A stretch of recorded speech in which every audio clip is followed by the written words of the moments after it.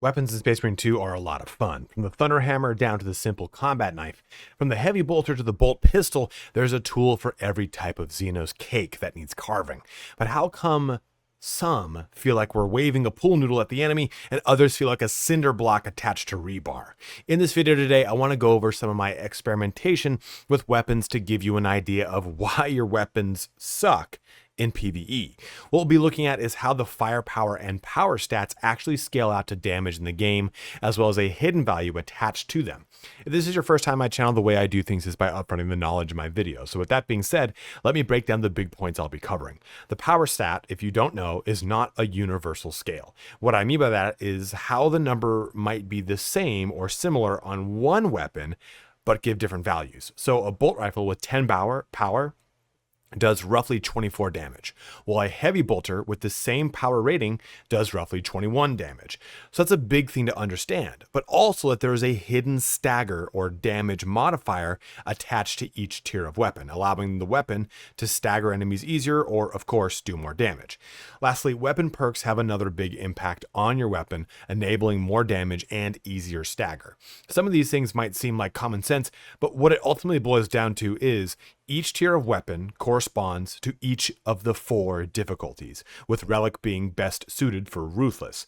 So obviously, if you're struggling to do damage, you need to only upgrade. You not only need to upgrade to the next tier of weapon, but also need to get the armory data to unlock more perks within that tier so that your weapon's damage is maxed out for the tier that you have.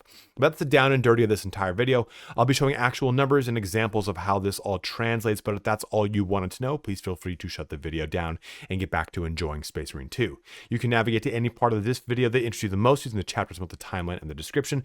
Before you head out, please don't forget to like, comment, or subscribe if this video ended up helping you, as that has a huge impact on my channel. Also, check out my Twitch linked below, where I'll be streaming this game and many more every Tuesday, Thursday, and Saturday, with plenty of giveaways. Well, let's get started here on why your weapon sucks in PvE in Space Marine 2. So before we get started, what's important to know is how I did these experiments, how you can replicate it if you want, and also some considerations that we have to look at before kind of divulging everything.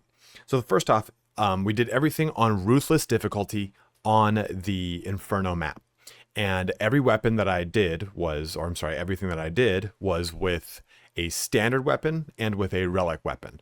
I didn't care about anything other than firepower or power. If it was a melee weapon, I wanted the lowest for standard or the highest for relic. I didn't care if it was fencing or anything like that. I just wanted to purely look at damage numbers.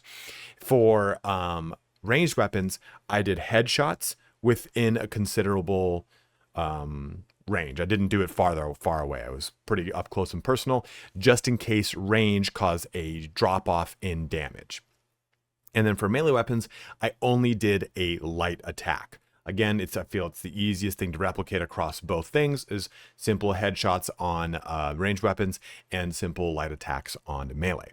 Now, some other considerations to kind of look at here too is that there is a damage range when you hit things. I'm going to show you a lot of solid numbers. I did do some of these repeatedly because the numbers didn't feel like they made sense, and I found that there is a very small range of at least, I'd say, 2 or 3 points. So if something maybe says 10, well, then that maybe range might be 10 to 13, or maybe it might be some sort of variance around 10. So I'm not really sure 100% of what it is, because it takes forever to load into a map, do the experiment, load out, and rinse and repeat.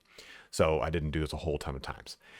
Did just enough. So in addition to that, I don't know if there's any kind of hit location recognition, in the sense that if I shot them in the head, in the back of the head, if I did a light attack in the front, in the flank, in the back, if I did a light attack in a limb or a head, if there's any kind of hit detection like that, I'm not sure if that exists.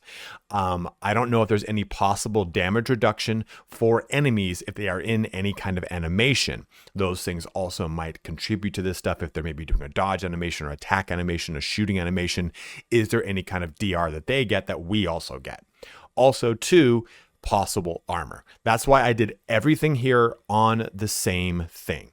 That to conclude this section, everything was done on Ruthless, again, just to reinforce that, Ruthless difficulty against Majoris, only against Tyranid Warriors. I didn't hit any Gaunts, and I didn't want to test it against Tyranid Warriors on some map or CSM on others. It's just purely Tyranid Warriors. So let's get into the results and details. So before we actually show off the gameplay for the bolt rifle, let's talk about the bolt rifles we used. So we're just starting with the standard issue bolt rifle with a firepower of 3. Now, another thing to kind of look at here is also our piercing, power to pierce consecutive targets with 1 shot. Of course, we see how that works, but we don't know if that deals with any kind of innate DR or armor. From these experiments, I don't think it does. Also, range, distance to deal effective damage. I made sure to be within this perceived range. I mean, 7's a pretty significant range, but I was probably SMG distance for every single test that I did here. So this was our standard issue rifle. Then our other rifle was this one. I didn't care about any features other than the firepower. I wanted to make sure it was the max damage output per shot.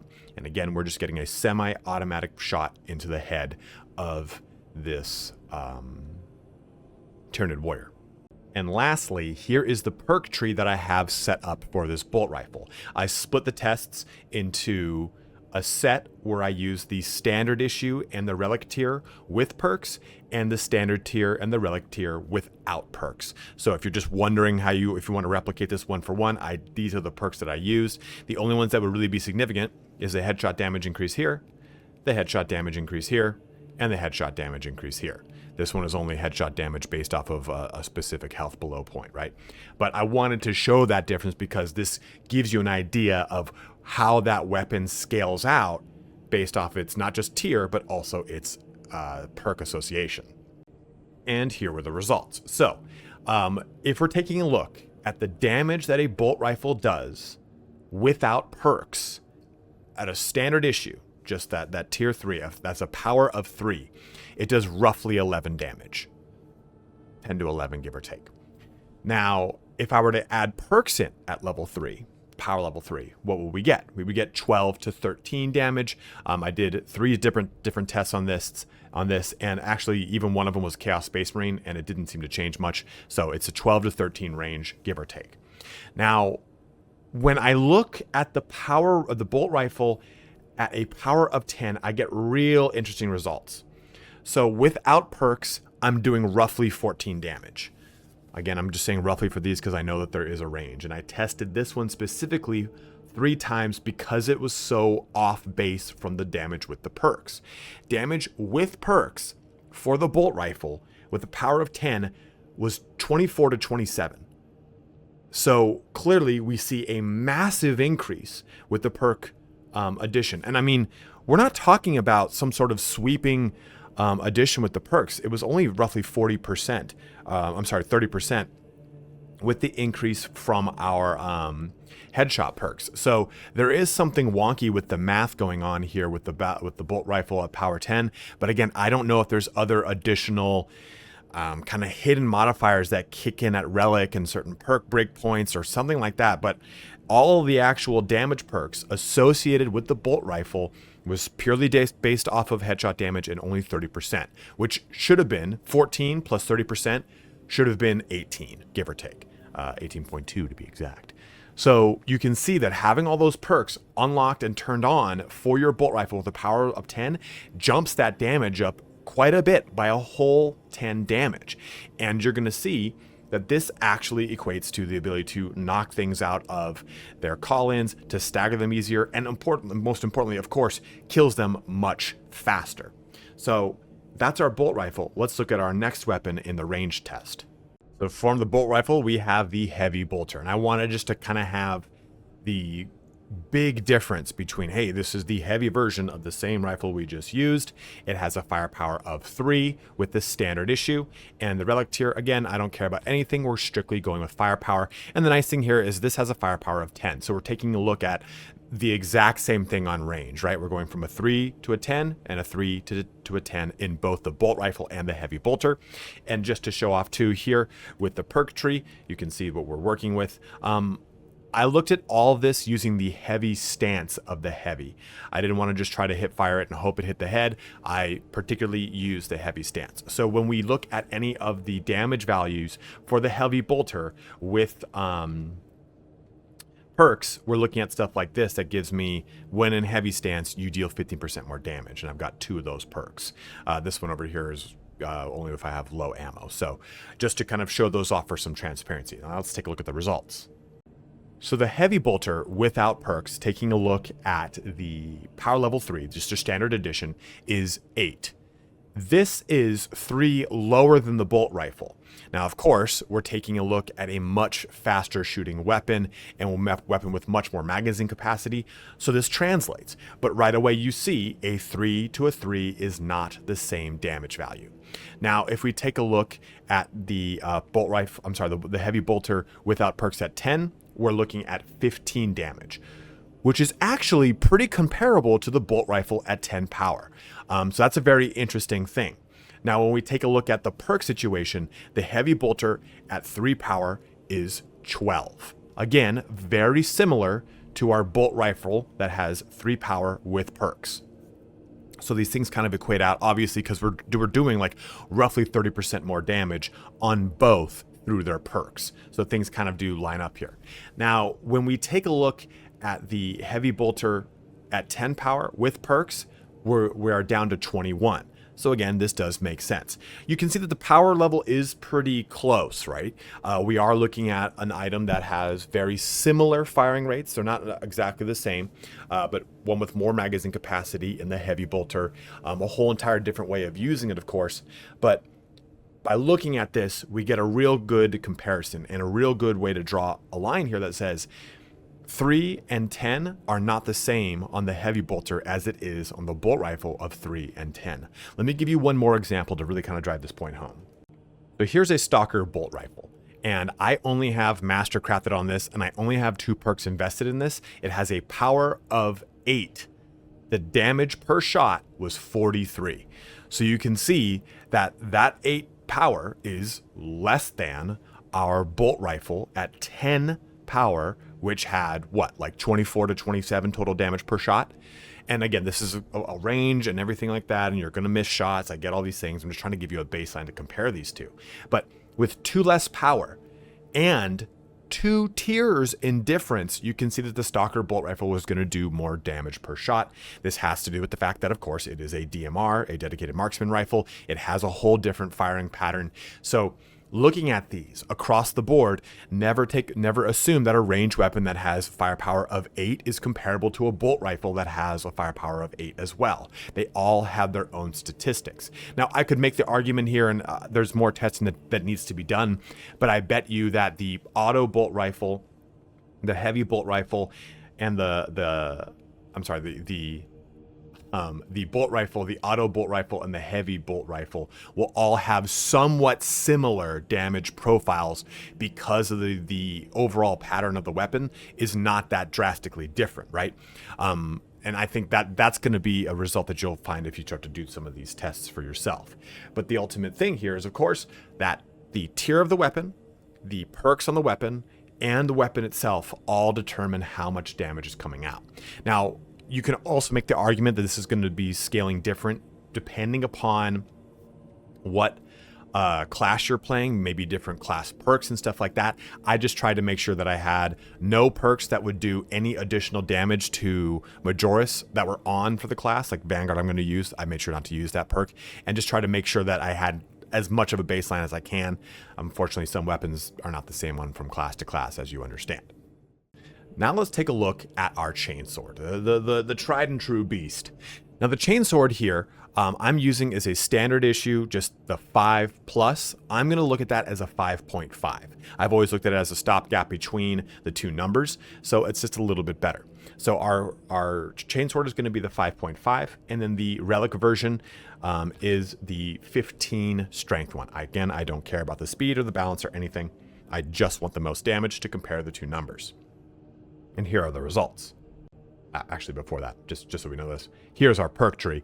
So we do have 15% more melee damage on our perk tree, as well as 10% more damage to Tyranids, just to kind of consider those things before we actually look at the results, which we now will look at. And here we go. We have everything divvied out. So without perks, at a 5.5, the Chainsword does, give or take, 10 damage. Without perks at a power of 15, it does 17 damage. This is just a light attack, right? I just simply press light attack once and let it hit the target and let myself die. That's how I did all this, of course. Now with the perks, we notice a pretty significant increase from 5.5. It goes from 10 to 13, and with 15 power, it goes from 17 now up to 20. So you can see that obviously higher tier, higher perks, everything has a direct correlation. But how does this compare to another weapon like the combat knife? Let's take a look. So combat knife here for this example, we're going to be using the 3.5, or just the base standard, of course. And then all the way at the end of the spectrum, we're going to use the Aphelion Liberation, which is a 14.5. What I also like about the 14.5 is that it is comparable enough to the Chainsword to help also draw some sort of correlation between those two. And for our perk tree here, we do have 15% total melee damage increase on this, and also the additional 10% damage to Tyranids. So consider that here when we take a look at all of these damage numbers, which we're going to look at right now. So with this, we can see that the combat knife at 3.5 power does 8 damage in a light swing. Now for 14.5, at 14.5 power, it does 15 damage. When we take a look at that with perks, we get 3.5 doing 10 damage, just a simple 2 damage increase. And with a 14.5 power, we do 18 damage. Which is interesting because this is not that far away from the Chainsword doing 15. So I think taking a look at these two weapons, which have very similar specializations too. They're both focused towards single target damage. You can see that they have a very comparable strength chart.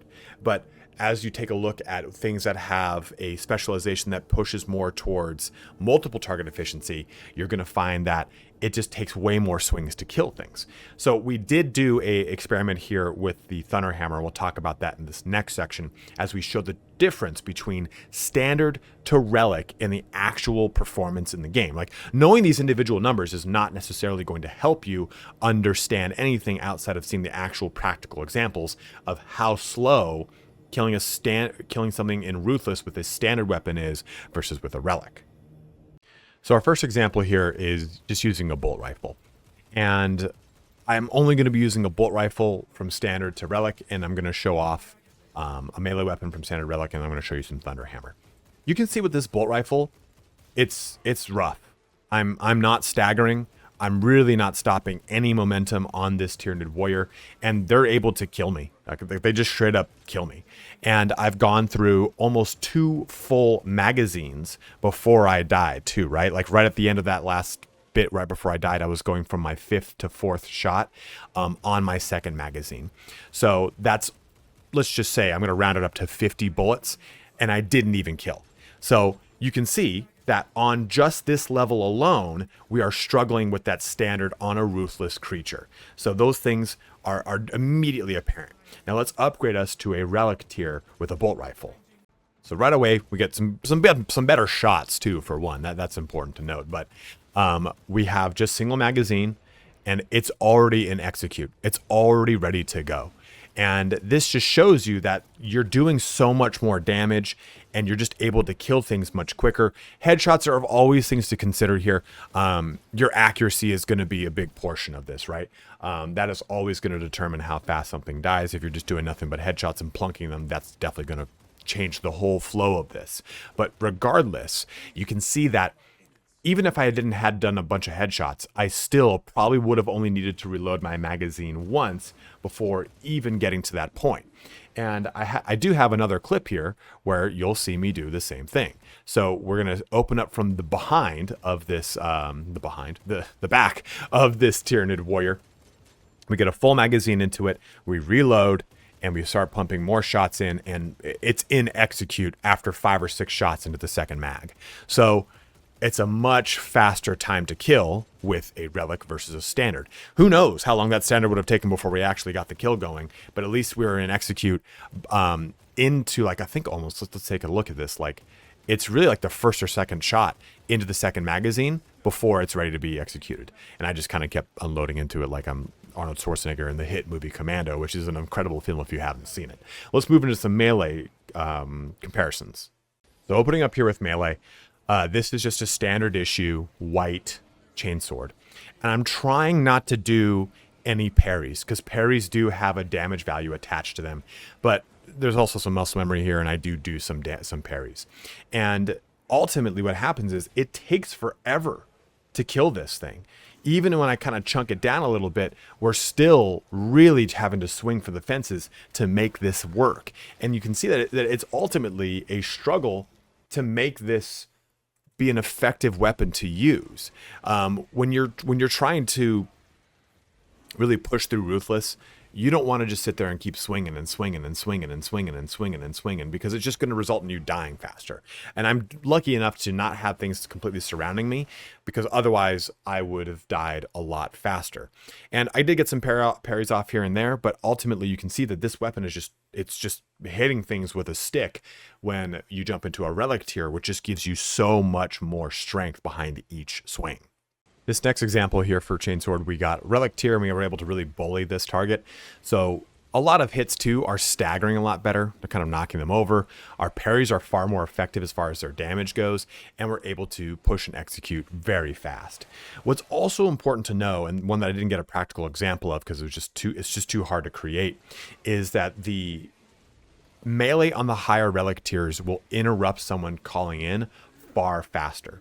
And for both of these examples, all I wanted to use was light attacks. I didn't use any heavy, which would be something that would drastically change how these approach. I just figured doing a bunch of light attacks over and over and over was the best way to show this example, rather than trying to get a bunch of heavies. Now, of course, too, you'll notice with both these examples, I did get shots in from the AI, which I unfortunately cannot change or do anything about.